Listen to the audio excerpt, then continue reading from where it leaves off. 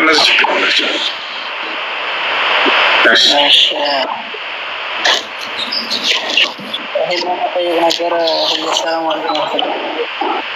አለይኩም ሰላም ወራህመቱላሂ።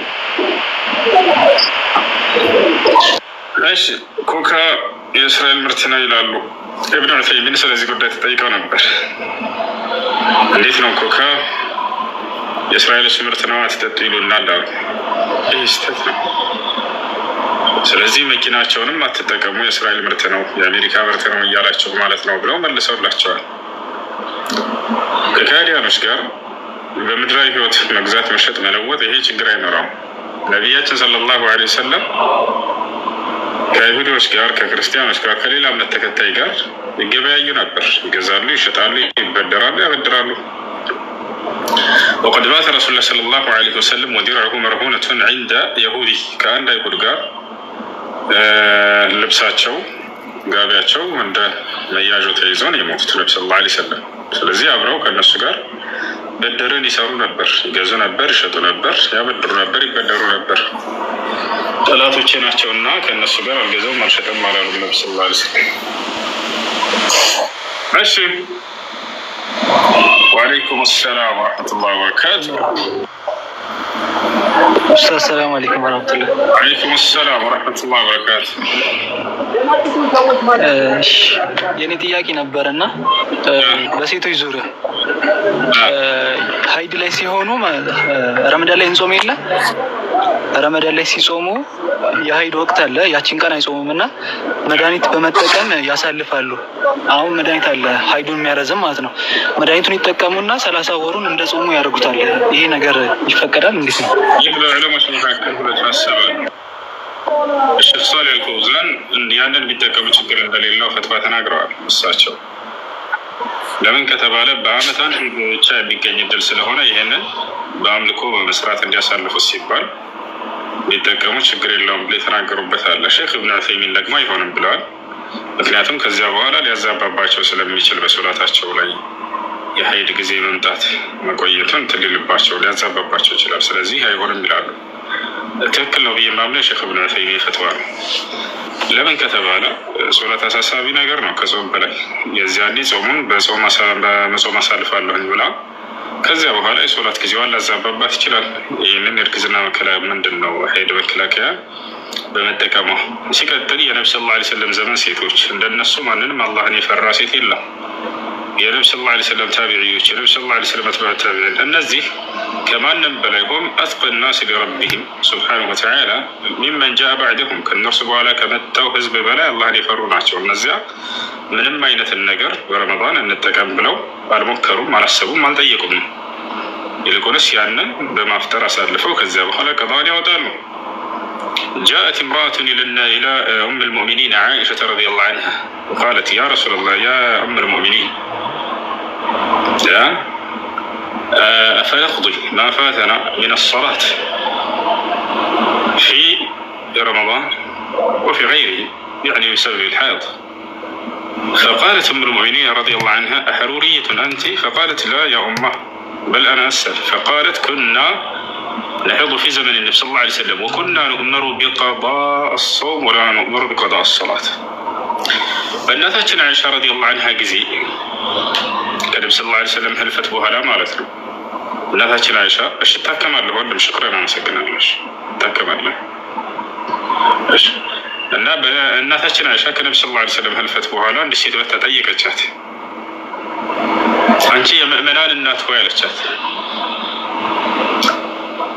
በሀይድ ምክንያት የሚያልፉንን ሶላቶች ቀጣ እናወጣለን አናወጣም ብላ ፈትዋ ጠየቀቻት። እናታችን አይሻ ታላቅ ሴት ነበረች። እየመጡ ሰዎች ፈትዋ ይጠይቋት ነበር።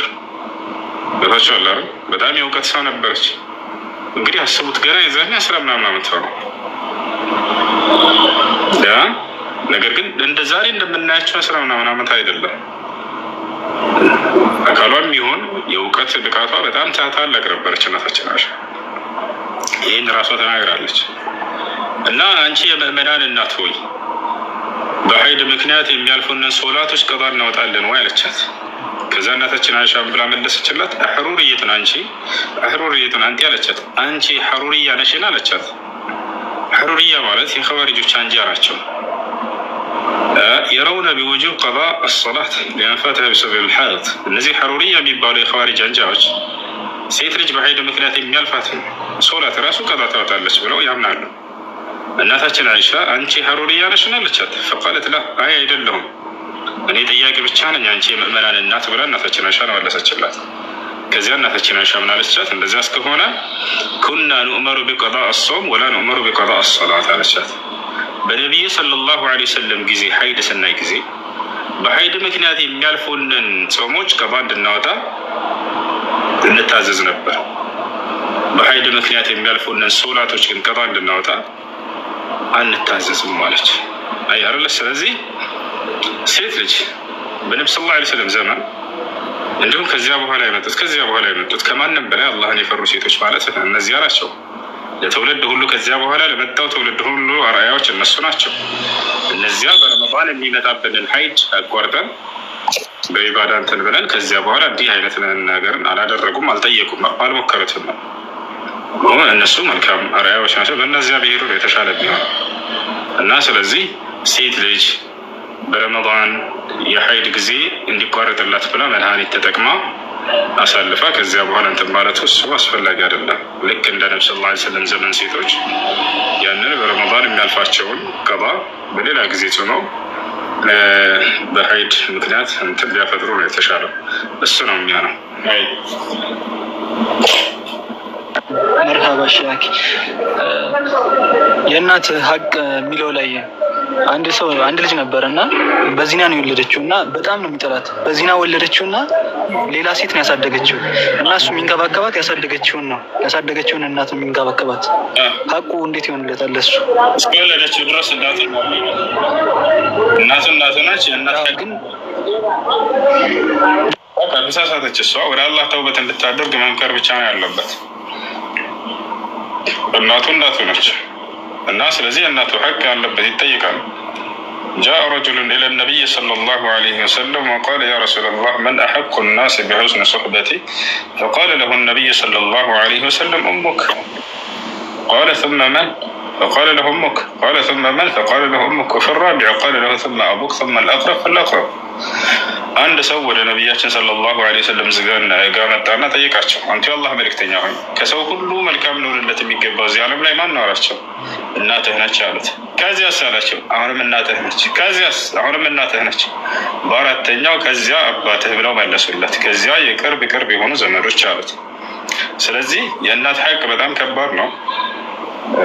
እሱ የእናቱ ሐቅ አለበት። እናቱ ነች። እሺ መርሃባ እሺ፣ ጀዛኩሙላህ ኸይረን። መርሃባ ወያኩ። እሺ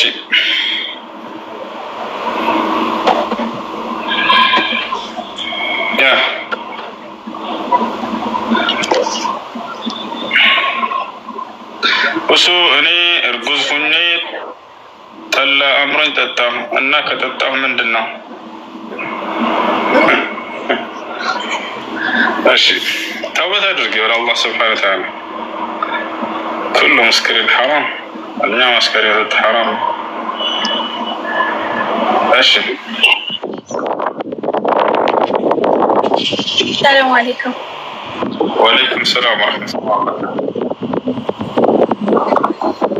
ጥያቄ ነበረኝና ሮመዳን ላይ ነፍሰ ጡር ነበርኩና አልቻልኩም ነበረ ፈታሁኝ።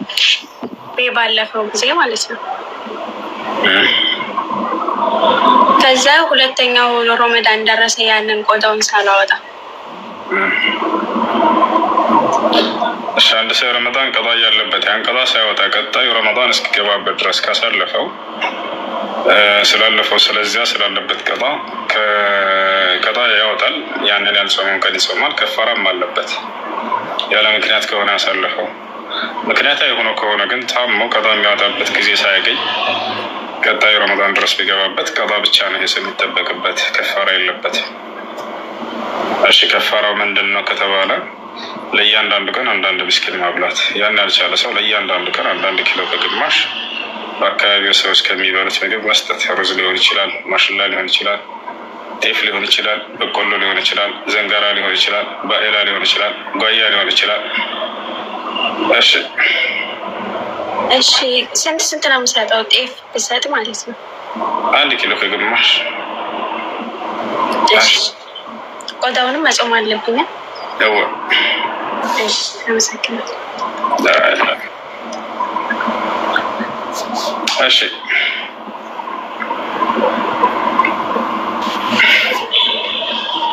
ሰላም አለይኩም ኡስታዝ።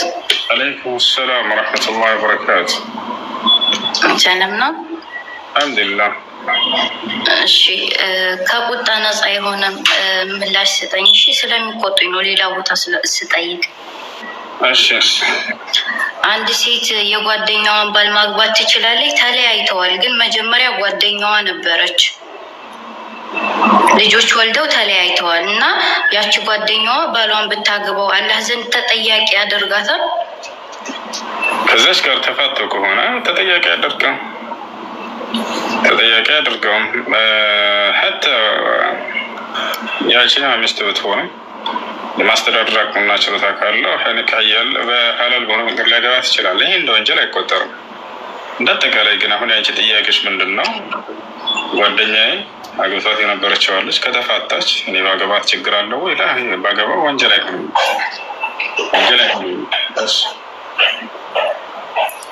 መርሃባሽ እሷ ሰበቡ በእሷም ቢሆን ጸቡ ማለት ነው። ምንም ነገር ሊሆን ይችላል። ከተፋታ አንድ ሰው ኒካህ ከሌለው ከአንድ ሴት ጋር ሌላ ለሱ ተስማሚ የሆነች ሴት ሊያገባ ይችላል። ችግር የለውም፣ ወንጀል አይሆንም። መርሃባ ጀዛኩሙላሁ ኸይር።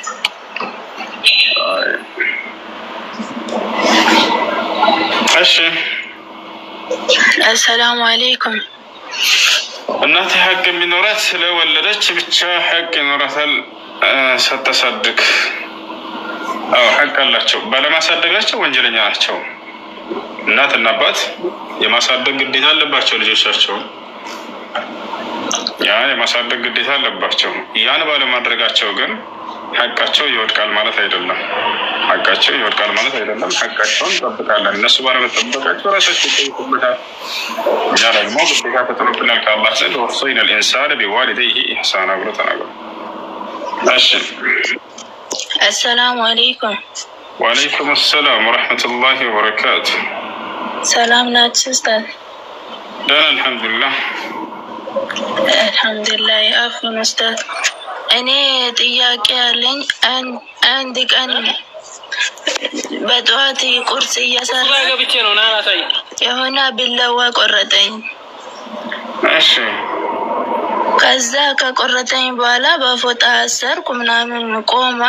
ከቆመ በኋላ ዙር ሰላት ኡዱ አርግቼ ሰላቱን እስከሚጀመር ድረስ ደም አልወጣም ነበረ።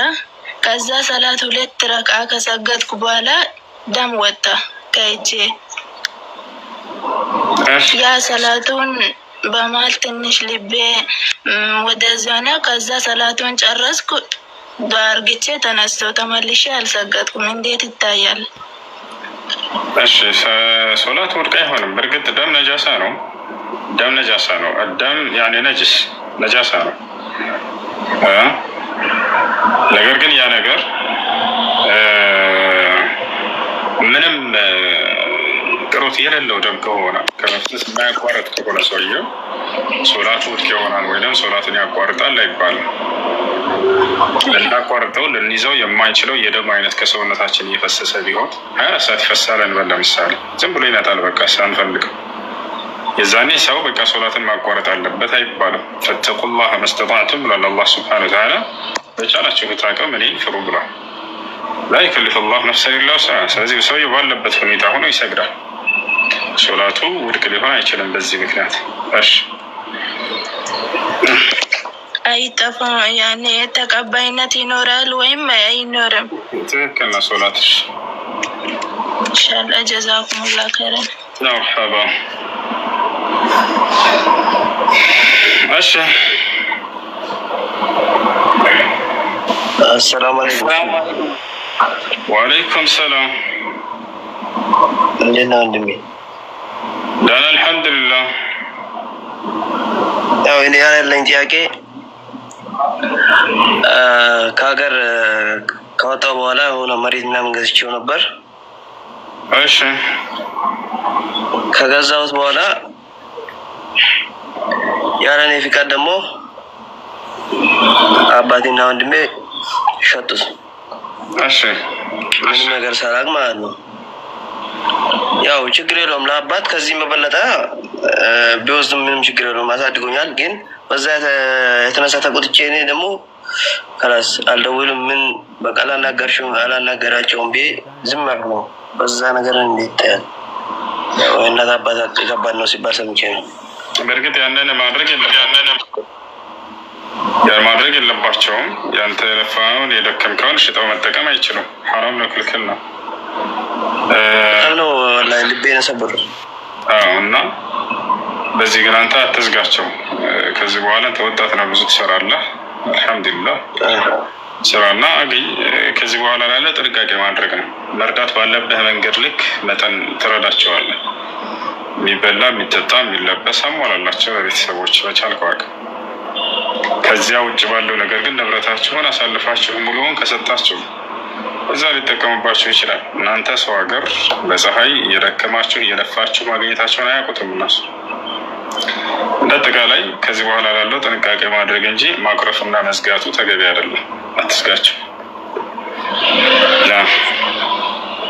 እሺ ጀዛኩም ብላ ካይራ ወንድሜ እያኩ አሽከር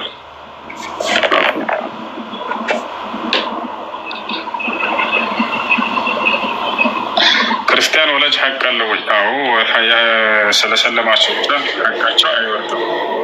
በእምነት ላይ እስካላዘዟችሁ ድረስ፣ በሃይማኖታዊ ጉዳይ እስካላዘዟችሁ፣ ሃይማኖታዊ ጉዳይ እምነታቸውን ኢስላምን ለቃቸው እንድትወጡ ድረስ በምድራዊ ህይወታቸው ሀቃቸው ይቀጥላል። ወሳሒብሁማ ፊ ዱንያ ማዕሩፍ፣ ህይወታቸው በጥሩ ሁኔታ ተማማራቸው ብሎ ተናግሯል። ስለዚህ ስለ ምድራዊ ህይወታቸው በጥሩ መማማር ግድ ይላል። እነሱ ክርስቲያን ቢሆንም እንኳን ማለት ነው ላይ በሃይማኖታዊ ጉዳይ ካልሆነ በስተቀር።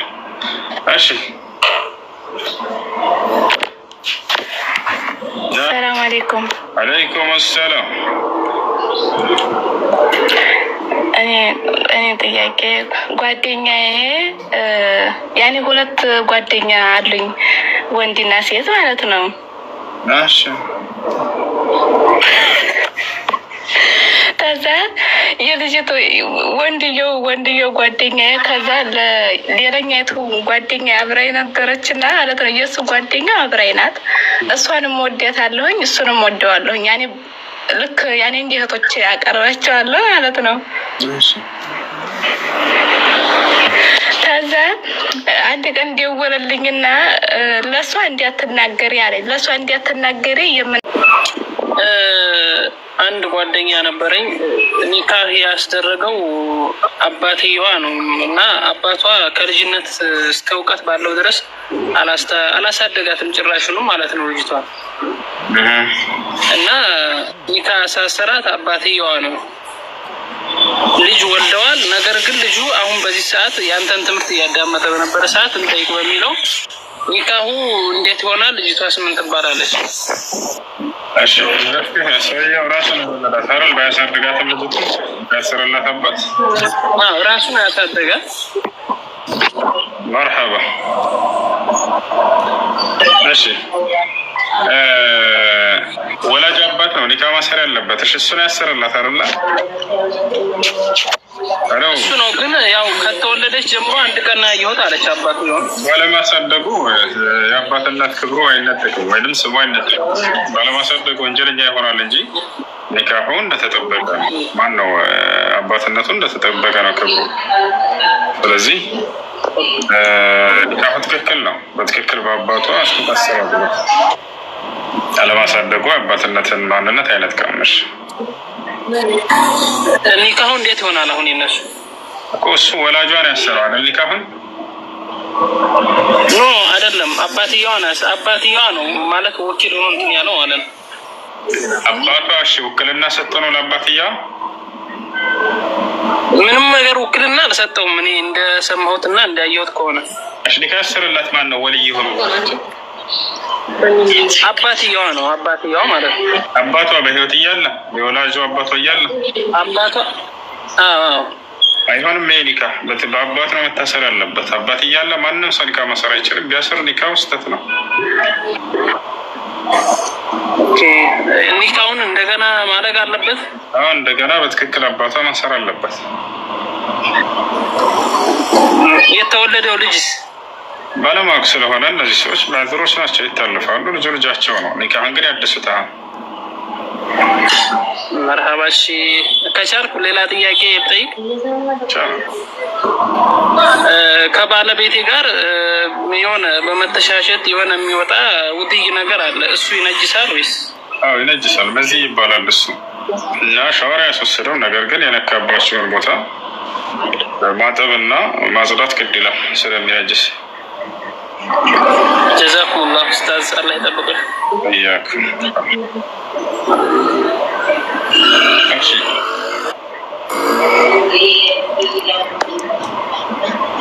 السلام عليكم. عليكم السلام. السلام عليكم. وعليكم السلام ورحمة الله وبركاته. سلام لوندمي. الحمد لله رب العالمين الرحمن الرحيم مالك يوم الدين إياك نعبد وإياك نستعين.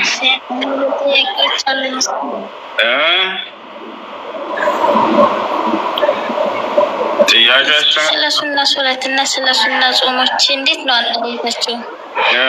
ስለ ሱና ጾምና ስለ ሱና ሶላት ነው። أشهد قال النبي صلى الله عليه وسلم من صلى في اليوم والليلة 12 ركعة بنى الله له بيتا في الجنة. ነብያችን صلى الله عليه وسلم ብላሉ በቀንና በሌሊት 12 ረካዓ ሱና ሶላቶችን ያሰገደ ሰው አላህ በጀነት ውስጥ ቤት ይሰራለታል አሉ። እነርሱም አዳምጡ። ከሱብሒ በፊት 2 ረካዓ፣ ከዙሁር በፊት 4 ረካዓ 2 ከዙሁር በኋላ 2 ረካዓ፣ ከመግሪብ በኋላ 2 ረካዓ፣ ከኢሻ በኋላ 2 ረካዓ። እነዚህ በአንድ ሐዲስ ላይ የተነገሩ ናቸው። ከዚህ ውጭ ሌላ ሱና ሶላት የለም ወይ? አለ። እነዚያ ሁሉንም እነግራቸዋለሁ። እነዚህ ግን በአንድ ሐዲስ ላይ የተነገሩ ናቸው። ልድገማው። ከሱብሒ በፊት 2 ረካዓ፣ ከዙሁር በፊት 4 ረካዓ 2 ከዙሁር በኋላ 2 ረካዓ፣ ከመግሪብ በኋላ 2 ረካዓ፣ ከኢሻ በኋላ 2 ረካዓ። እነዚህ ናቸው። ሁለተኛው ቃለ ነቢይ ሰለላሁ ዐለይሂ ወሰለም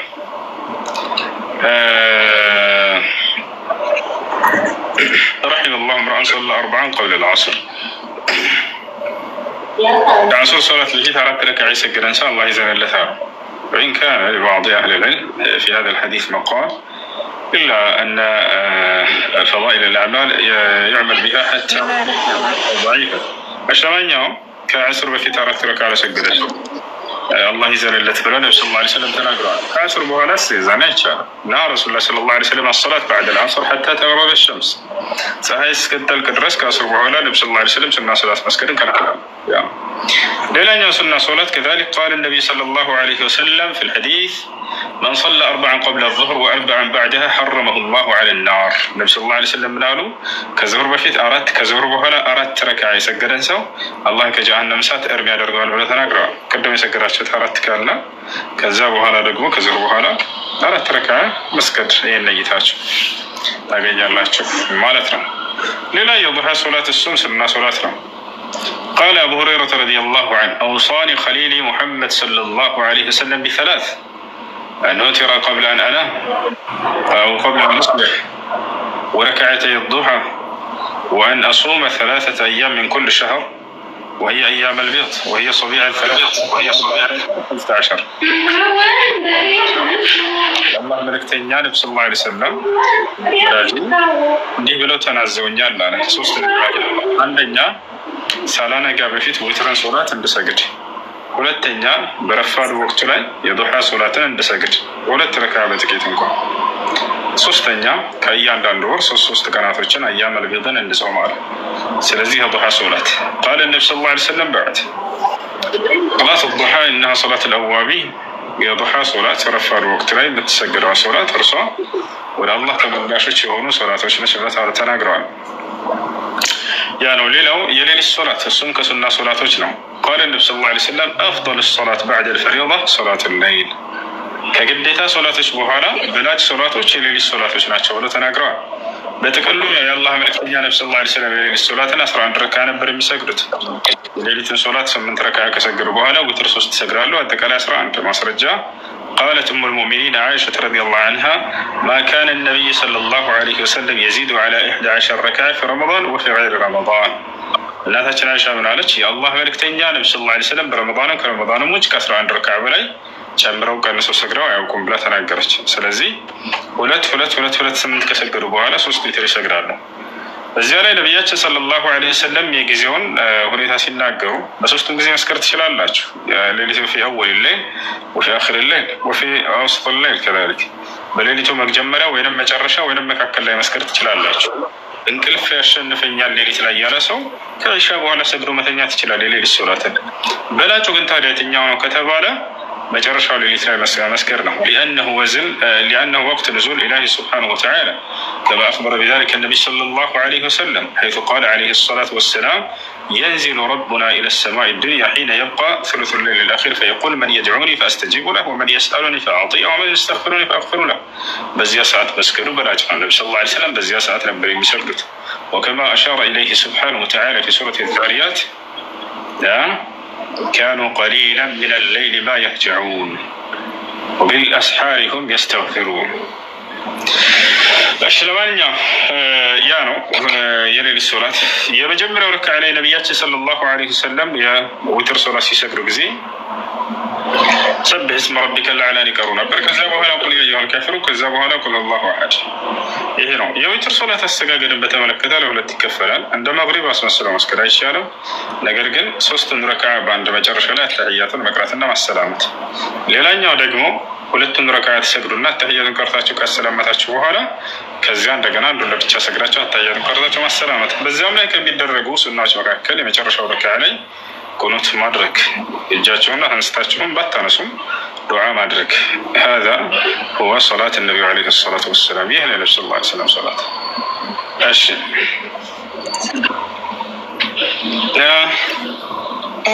ሰላም አለይኩም ወረህመቱላሂ ወበረካቱ። ኡስታዝ ወረህመቱላሂ ወበረካቱ።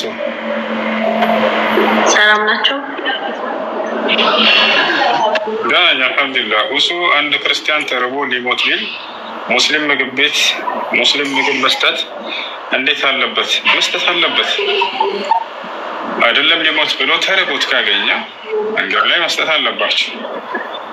ነቢያችን ሰለላሁ ዐለይሂ ወሰለም ሐዲስ ላይ ለይሰ አልሙእሚኑ አለዚ የቢቱ ሸብዓነን ወጃሩሁ ጃኢዕ አሉ።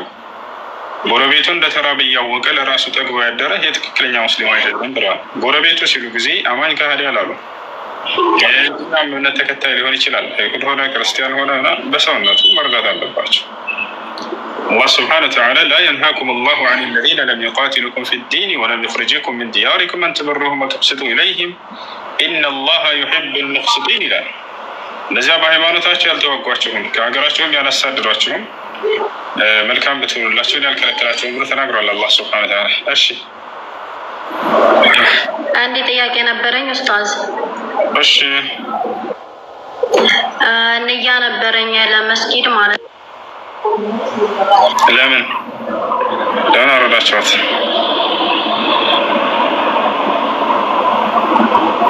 እኔ ልጠይቀው እሱ በእናትህ ግመሎች ይራቁ። ሰላም አለይኩም። ወአለይኩም ሰላም። ስጠይቅ ከዚህ በኋላ ላለው በእናትህ አይባልም። እሺ በአላህ ጠይቅ። ቃለ ነቢዩ ሰለላሁ ዐለይሂ ወሰለም መን ሰአለኩም ቢላሂ ፈአዕጡሁ፣ በአላህ ብሎ የጠየቃቸውን ስጡት አሉ። ከዚህ ከሐዲስ የምንረዳው ሰው መጠየቅ ሲፈልግ በአላህ ብቻ ነው። ወተቁላህ አለዚ ተሳአሉነ ቢሂ፣ ያንን የምትጠያይቁበትን የሆነውን አላህን ፍሩት እያለ ቁርአን ይናገራል። የምንጠያይቅበት ርዕስ ብቻ መሆን አለበት። እሺ ቀጥላለሁ። እሺ የእኔ ጥያቄ በሰላትና በመስጂድ ዙሪያ ነው። እዚሁን የአካባቢ መስጂዶች አሉ ማለት ነው እና ጁማ ሰላት ራሱ ቁጥባ ነው መስገድ ይፈልግ ነበረ። ቀን ታውቃለህ ሾርጣ ምናምን ይዘኛ እያልኩኝ አልሄድም። ቀርብ ነበር ግን መስጂዱ እና ይሄን ልጠይቅ ነበር። እሺ ነቢያችን ሰለላሁ ዐለይሂ ወሰለም ከዛ እንደተበተና ሰው ላይ ሶላት ጁማ ግዴታ እንደሆነ ተናግረዋል። قال النبي صلى الله عليه وسلم من سمع النداء فلا صلاة له إلا من عذر والعذر هما المرض والخوف. يا الله ملكتني يا نبياتي صلى الله عليه وسلم اندهاله የአዛን ድምፅ ሰምቶ ወደ መስጂድ በመምጣት ሶላተል ጀማዓ ያልሰገደ ቤቱ ቢሰግድ ሶላት የለውም አሉ።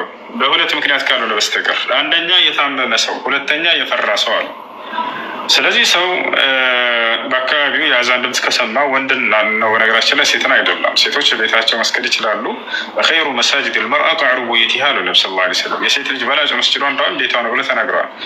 እሺ ሴት ሄዳ መስገድ ከፈለገችስ በጀማዓ ተከልክላለች ወይ? አልተከለከለችም። ለዚህ ማስረጃ ቃለ ነቢ ሰለላሁ ዐለይሂ ወሰለም ላ ተምነዑ ኢማ አላህ ሚነል መሳጅድ፣ የአላህን ሴት ባሪያዎች ወደ መስጅድ ሄደው መስገድ ከፈለጉ እንዳትከለክሏቸው ብለው ተናግረዋል። እና አስፈሪ እስካልሆነ ድረስ ቦታው ሄዳ ብትሰግድ ቤተሰብ በዚህ ጉዳይ ላይ ሊከለክላት አይገባም። ነገር ግን በላጩ መስጂዷ የተባለላት ቤቷ ብትሰግድ ነው። ቤቷ መስገድ ትችላለች ሴት ልጅ። ወንድ እስከተባለ ሂዶ መስገድ ግዴታ አለበት የአዛን እስከሰማ ወደ መስጂድ። በሁለት ምክንያት ካልሆነ በስተቀር ብለዋል ነቢ ሰለላሁ ዐለይሂ ወሰለም። አንደኛው ምክንያት አልመረድ ህመም፣ ሰውየው ከታመመ ወንድ ልጅ ወደ መስጂድ ለመሄድ የማያስችለው ከባድ ህመም ከሆነ የዛኔ ቤቱ መስገድ ተፈቅዶለታል። ሁለተኛ ወልኸውፍ አሉ፣ ፍራቻ ልክ እንዲሁ አሉ። ሰውየው በቤቱና በመስጂዱ መካከል የሚያስፈራው ነገር ካለ የዛኔ ቤቱ መስገድ ይችላል። ለምሳሌ ሸርጣ ፈርተው የሚቀሩ ልጆች ዛር ከዚህ ቢያዙ ሪዝቃቸው ተቋርጦባቸው ሀገራቸው ላይ ያለ ስራ ይቀራሉ። ቤተሰብን ተሸክመዋል በጫንቃቸው ላይ እነሱ ናቸው የሚያስተዳድሩ። ስለዚህ ያ ነገር ፍርሃቱ እስኪወገድላቸው ድረስ ቤታቸው ጀማዓ ካሉ ሰብሰብ ብለው የዛኔ መስገድ ይችላሉ ኢንሻአላህ። ወላሂ አለም።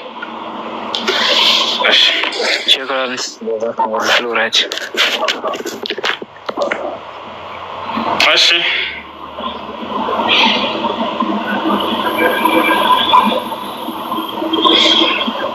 እሺ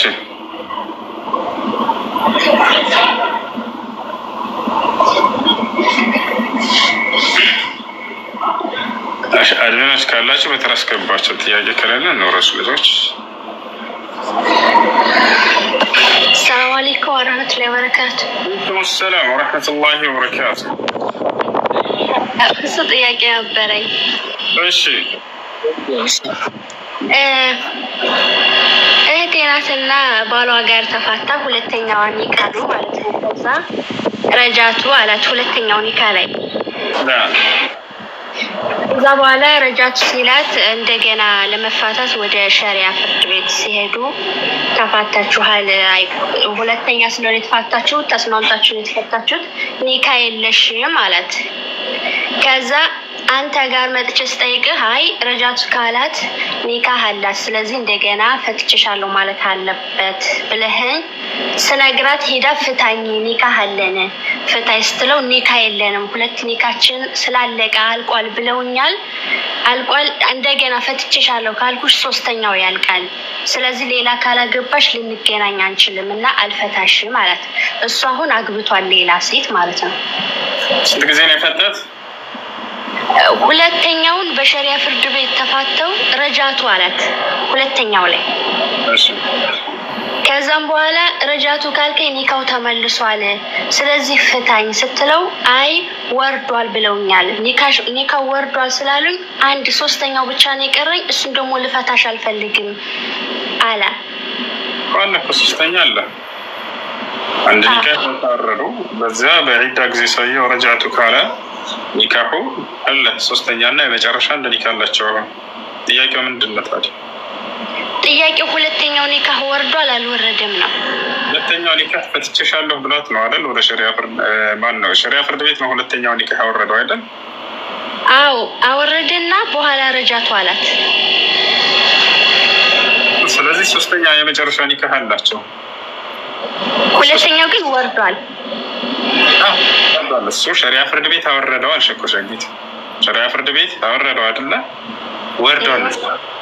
ከዚያ በኋላ ረጃቱ ላይ የመጨረሻ ሶስተኛ ኒካህ አለ። ስለዚህ አንድ ኒካህ አላቸው አሁን የመጨረሻ። ሽክራን።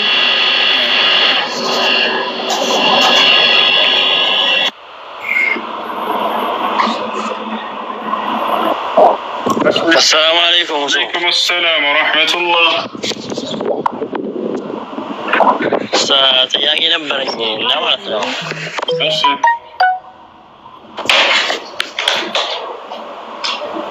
አንድ ሰው ከሚስቱ ጋር እየኖረ ያኔ ሚስቱን ቢፈታት ለምሳሌ ያችን ሚስቱን ከቤቱ ማባረር አይችልም እንደው እስከሚያልቅ ድረስ ምናምን የሚል ሰምቼ ነው። እንዴት ይታያል?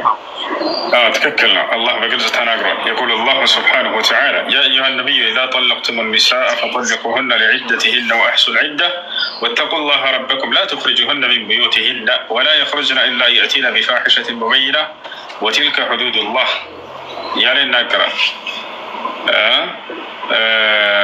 ወተቁላህ ረበኩም ብሏል። ሴቶችን በፈታችኋቸው ጊዜ ከቤታቸው እንዳታስወጧቸው አላህን ፍሩ ብሏል። ወተቁላህ ረበኩም ላ ትኽሪጁሁነ ሚን ቡዩቲሂን ይላል። አላህን ፍሩ፣ ሴቶችን ከፈታችኋቸው ከቤታቸው እንዳታስወጧቸው ብሏል።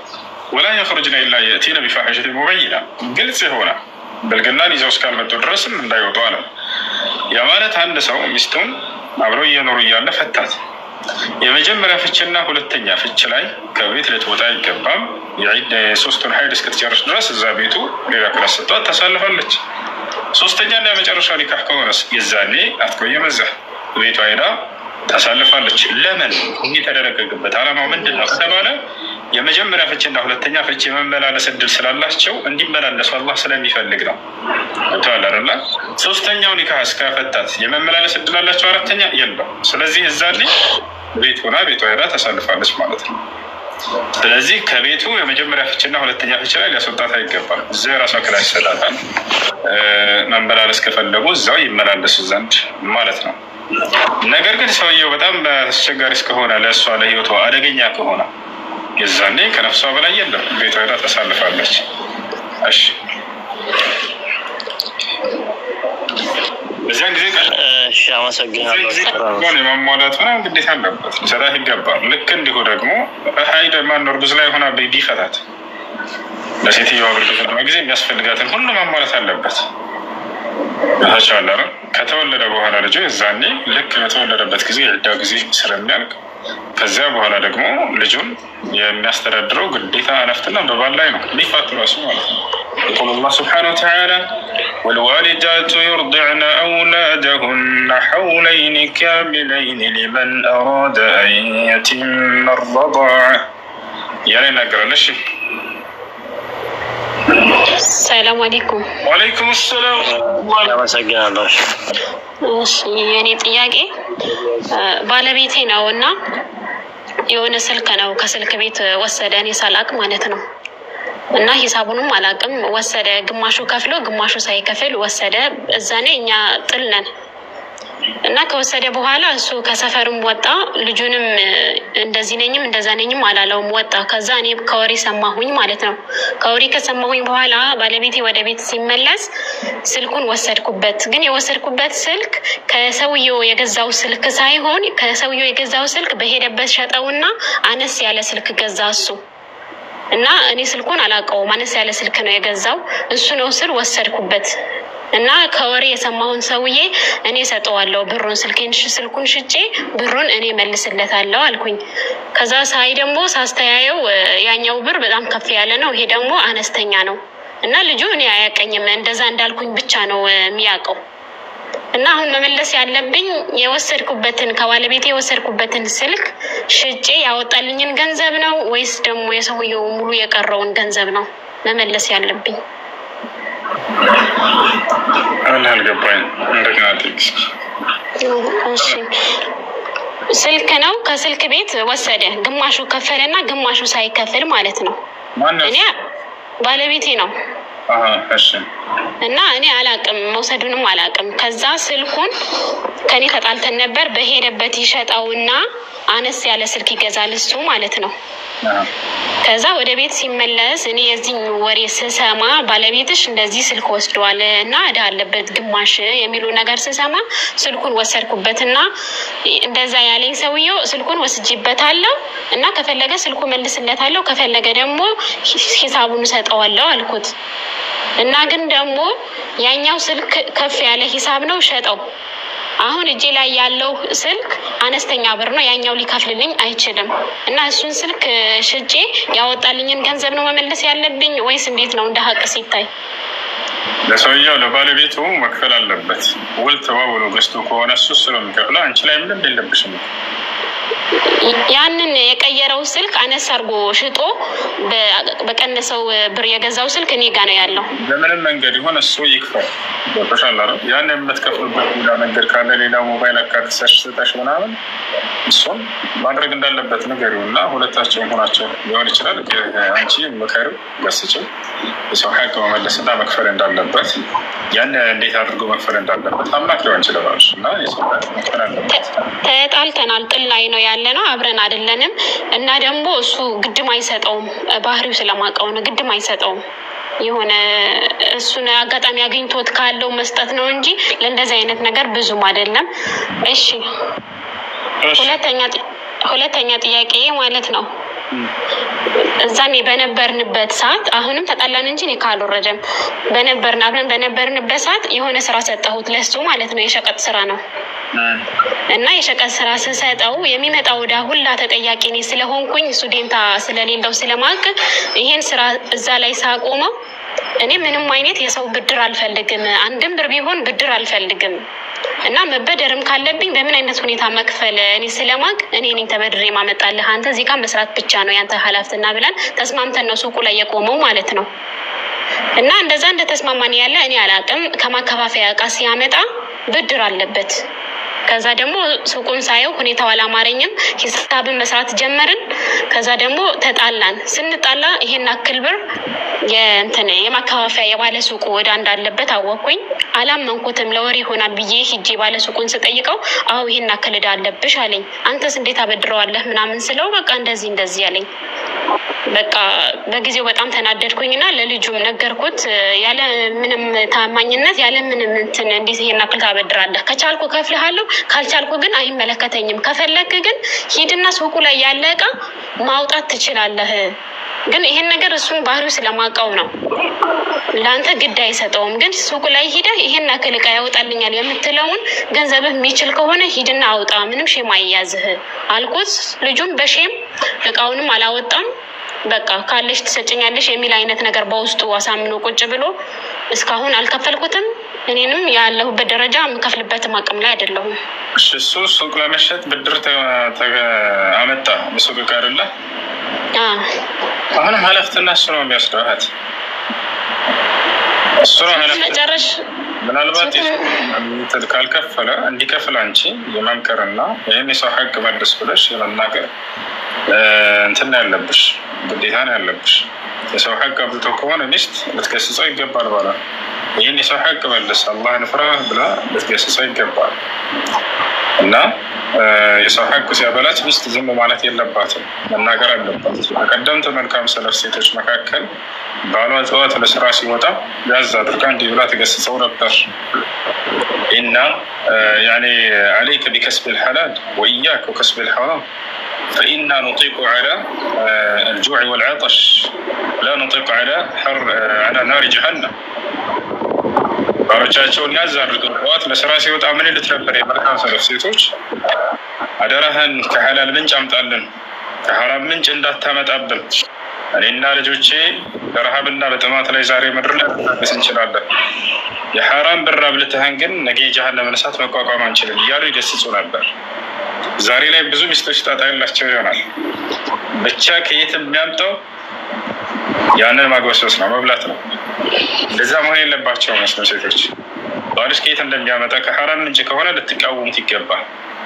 የሚያበላቸው ከሐራም ምንጭ ከሆነ የሐላል ምንጭ ሰርተህ አምጣልን። ለምን አንዲት ቂጣት ሆነ ለምን ሻይ በዳቦ እየበላ አይኖሩ? ያውታቻል አይደል? አደራ ባሎቻችሁ የሐራም ምንጭ ሲያመጡ ከልክሏቸው። መሆን ቢልማዕሩፍ ወነህዩን ዐኒል ሙንከር፣ መልካም እዘዟቸው፣ ከመጥፎ ከልክሏቸው። ባላችሁ ለልጆቻቸውና ወደ እናንተ ሆድ የሚያስገባው የሐላል ምንጭ መሆን አለበት። አለይከ ቢከስብ ልሐራም ቢከስብ ልሐላል ወኢያከ ቢከስብ ልሐራም። እና ስለዚህ ለማንኛውም በዚህ ላይ አንቺ ያለብሽ ግዴታ ምንድነው? መምከር ነው። የሰው ሀቅ መልስ አላህን ፍራ ብለሽ እንዲመልስም አግዥ።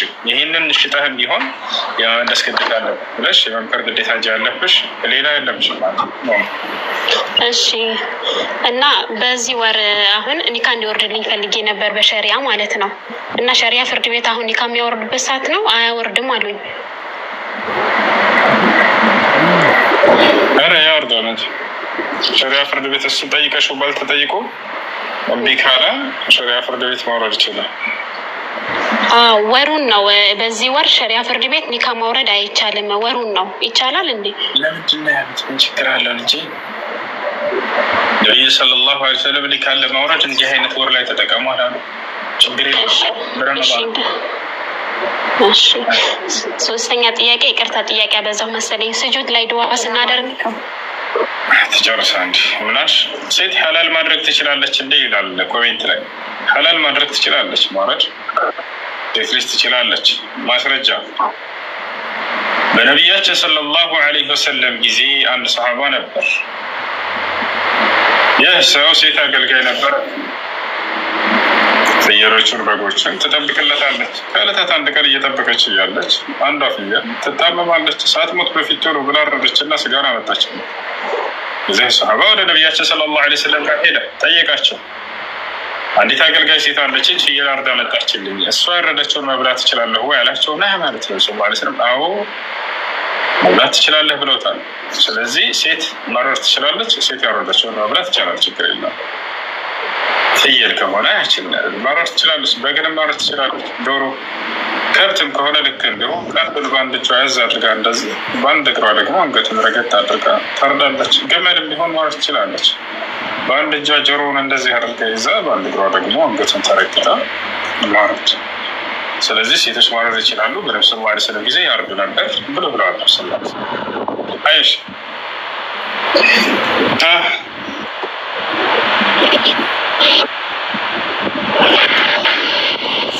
ሰላም አለይኩም። አለይኩም ሰላም ወራህመቱላህ። ሰላም አለይኩም። አለይኩም ሰላም። ጥያቄ ነበረኝ። እሺ ስለ ሱና ሰላቶችን ልጠይቅ ፈልጌ ነበረ። በእርግጥ ቅድም አብራርተዋል፣ ግን እኔ ደግሞ ግልጽ ያልሆነልኝ ነገር አለ። እሱን ግልጽ እንድታረግልኝ። እሺ ሱና ሰላቶቹን ስንሰግድ የግድ እንዴ በምን ልዩነት ነው ልንሰግድ የምንችለው? ለምሳሌ እኔ ሱቢ ከመድረሱ በፊት አንደኛ አዛን እንኳን ቢል ቀድሜ ሰግዳለሁ፣ እንደ ቀብልያ ማለት ነው።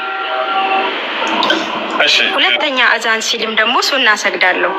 ሱና ሶላቶች የሚሰገዱት ቀብልያ እና ባዕድያ ሁሉንም ጠቅለልን አድርግ። ከአዛን በኋላ ነው። ከአዛን እስከ ኢቃም ድረስ ባለው ጊዜ ከአዛን እስከ ኢቃም ድረስ ባለው ጊዜ ነው የሚሰገዱት። ከዚያ በፊት የሌሊት ሶላትን ወይንም ውትር ሶላት ብለሽ ላይ ቀብልያ ማለት ነው። قبلية بيسجلوا بين الأذان والإقامة كما قال النبي صلى الله عليه وسلم بين كل أذانين صلاة بمن شاء. بيان أن أذان إقامة مكاكل سنة صلاة الله بلا تناقرون. هذا ما أفتى به أهل العلم. ماشي السلام عليكم. نتعلم عندي نسجد. قبلية عندما تسجلوا منيت، بعدية كونه بعدية عندما تسجلوا بنبع سنة متريت. النية محلها القلب. نية من بين أبو طالب بلاين. النية بدعة. ماشي. ጀዛከላህ። አንድ ጥያቄ ሱና ጾሞችን ስንጾም ለምሳሌ ሰኞና ሐሙስ ነው ብዙ ጊዜ የተለመደው። በማንኛውም ቀን በሳምንት በወር 3 ቀን ወይስ በሳምንት 3 ቀን ነው መጾም ያለብን? جاء رجل إلى النبي صلى الله عليه وسلم وقال يا رسول الله أريد أن أصوم. فقال له النبي صلى الله عليه وسلم صم يوم الاثنين ويوم الخميس. فقال زدني يا رسول الله. فقال له النبي صلى الله عليه وسلم صم 3 أيام من كل شهر وهي أيام البيض وهي صبيحة 13 و14 و15. فقال زدني يا رسول الله. فقال له النبي صلى الله عليه وسلم صم يوما وأفطر يوما فإنه صيام داود عليه السلام. አንድ ወጣት ወደ ነቢያችን ሰለላሁ ዐለይሂ ወሰለም ጋር መጣና ጠየቃቸው። አንቱ የአላህ መልእክተኛ ሆይ ጾም መጾም በጣም እፈልጋለሁኝ እና ጾም እስኪ ንገሩኝ አላቸው። ከረመዳን ውጭ ማለት ነው። ሰኞና ሐሙስን ጾም ማለት ነው። ከዚህም በላይ እፈልጋለሁኝ መጾም አላቸው። ከእያንዳንዱ ወር 3 ቀናቶችን ጾም፣ እነርሱም 13፣ 14፣ 15ኛ አያመል ቢድ የተባሉት ናቸው። ከዚህም በላይ እፈልጋለሁ አንተ አላህ መልእክተኛ አላቸው። ነቢያችን ሰለላሁ ዐለይሂ ወሰለም ቀጥለው ምን አሉት? አንድ ቀን ጾም አንድ ቀን አፍጥር፣ አንድ ቀን ጾም አንድ ቀን አፍጥር፣ ይህ የዳውድ ዐለይሂ ሰላም ጾም ነው ብለው ተናገሩት። በዚህ መልኩ እነዚህን ነብዩ ሰለላሁ ዐለይሂ ወሰለም አመለክተውታል። ያን ወጣት ይህ ነው ዛሬ የምንመለከታቸው። እሺ ኮሶ የኔ ጥያቄ ስለ ረመዳን ነበርና አንድ ወር ረመዳን አፍጤራ የሚባለው በረሃ ነው። የዛን የሰህር ደግሞ ገና 13 ተኩል 14 ዓመት አካባቢ ነው ማለቴ ያው ብሎ ዋጅብ ሆኖብኛል መጾም። ግን በረሃው በጣም ከባድ ነው። በጣም ከምንም በላይ ከባድ ነው። አልሞከርኩትም ጭራሽ ጾሙንም አንድ ወር አልጾምኩም። ያንን ጾም ከፋራውን ነው ማውጣው ወላ ቀባው ነው ማውጣው። እስካሁን ድረስ ቀባ የምታወጣበት ጊዜ አግኝተህ ነበር ወይንስ አልተመቸም? ከዛን ጊዜ ጀምሮ ቀባ የማወጣበት ጊዜ አግኝቻለሁ፣ ግን አላወጣሁትም እስካሁን ድረስ። ከሆነ ያለፈው ረመዳን አንድ ሰው ረመዳን ቀባ ያለበት ቀጣዩ ረመዳን እስኪገባ ድረስ ያለምንም ምክንያት ካሳለፈው ቀባውን ከፋራም አለበት። ቀባ ያን ያልጾምከውን ቀናቶች ነው። ከፋራው ለእያንዳንዱ ቀን አንዳንድ ምስኪን ማብላት ወይንም ለእያንዳንዱ ቀን አንዳንድ ኪሎ ከግማሽ ሩዝ ሊሆን ይችላል። ጤፍ ሰዎች በአካባቢያቸው ከሚመገቡት እየገዛ መስጠት ነው። መርሐባሽ ኢኮኖሚ ከሌለኝ ሳልጾመው 60 ቀን ማለት ነው። ከሌለህ መጾም ብቻ በቂ ነው ያለብህን ቀባ። መርሐባሽ መርሐባ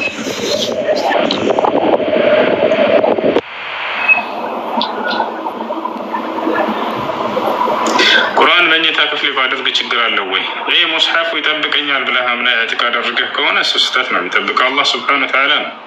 ነገር ግን መኝታ ክፍልህ ብታስቀምጥ አንብበህ ቁርአንን ቀርተህ ችግር የለም። ሰላም አለይኩም ወራህመቱላሂ ወበረካቱሁ ኡስታዝ። ወአለይኩም ሰላም ወራህመቱላሂ ወበረካቱሁ።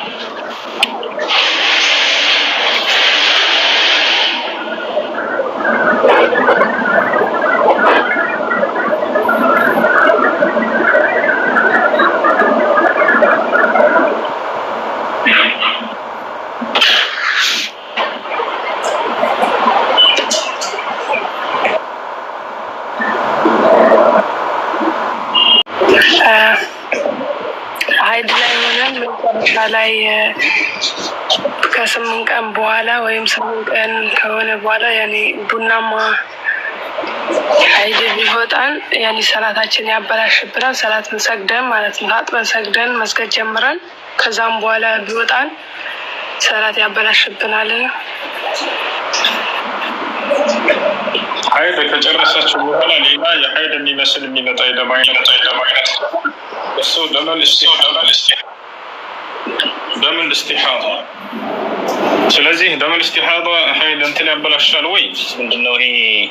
ሶላትን ይከለክላል ወይ? ሶላትን አይከለክልም። ደመል እስቲሓዳ ሶላትን አይከለክልም እና ስለዚህ ሶላታችሁን አታቋርጡበት ምክንያት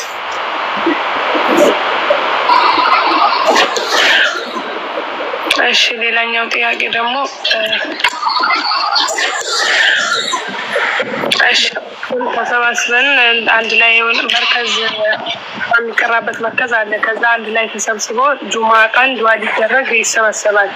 በዛን ሰዓት ሴት ልጅ ቁርአንም ትቀራለች፣ ግጥምም ታቀርባለች። ብዙ ሰው አለ፣ አጅነቢይ ምናምን አለ። ይቻላል?